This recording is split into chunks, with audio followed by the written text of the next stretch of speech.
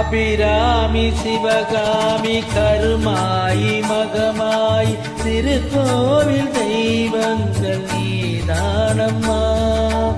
அன்னைக்கு அன்றாடம் அபிஷேகம் அலங்கார் புரிகின்ற சிறு தொண்டன் நான் தானம்மா. பொருளோடு புகழ் வேண்டும் மகனல்ல தாயே உன் அருள் வேண்டும் எனக்கென்றும் அது போதுமே. அடுத்திங்கு பிறப்பொன்று அமைந்தாலும் நான் உந்தன் மகனாக பிறக்கின்ற வர வேண்டுமே. அதை நீயே தருவாயே. அம்மா என்றழைக்காத